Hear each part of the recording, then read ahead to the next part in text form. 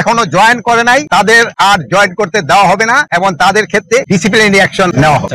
তাদের থেকে কোনো ধরনের তাদের মা করা হবে না। তারা হয়তো এর ভিতরে কিছু কিছু আছে তারা বিভিন্ন অপকর্মের সাথে জড়িত, এই জন্যই তারা জয়েন, যথা ভালো তারা সবাই জয়েন, আর যারা জয়েন করে নাই তাদের সংখ্যা খুবই নগণ্য, খুবই নগণ্য। আপনারা অনেক সময় বলে এত এত, বাট সংখ্যা খুবই নগণ্য, বাট এরা বিভিন্ন দুষ্কর্মের সাথে জড়িত, এই জন্যই তারা জয়েন করে নাই। এদের যদি পারেন আপনারাও আমাদের কাছে ধরিয়ে দেন, আমরা ভোগ করবে জনগণ। এই ম্যাজিস্ট্রেটের পাওয়ার দেওয়া হয়েছে জনগণের সুবিধার্থে।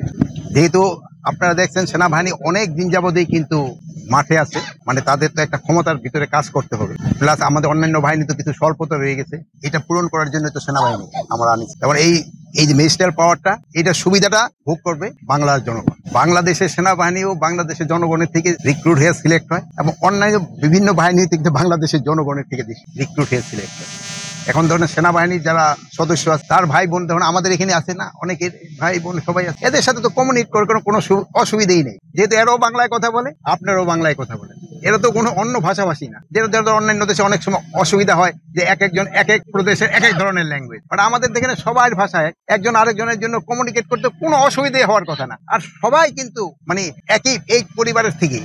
আপনার এক ভাই হয়তো সেনাবাহিনীতে গেছে, এক ভাই হয়তো পুলিশ ডিপার্টমেন্টে গেছে, আর একজন হয়তো সিভিল অ্যাডমিনিস্ট্রেশনে গেছেন, আরেকজন হয়তো কৃষি কাজ করতেছে। সবাই তো বাংলাদেশের তো জনগণ এইভাবেই সবাই, মানে এক পরিবার, তারা তো কোনো এক্সেপশনালি কোনো কিছু না, এরা বাংলারই জনগণ। এবং এরা কমিউনিকেট করতে আমার মনে হয় না কোনো অসুবিধা হবে, কোনো ধরনের। এতদিন কোনো অসুবিধা হয়েছে আপনাদের কমিউনিকেট করতে? আমার মনে ভবিষ্যতে অসুবিধা হবে না।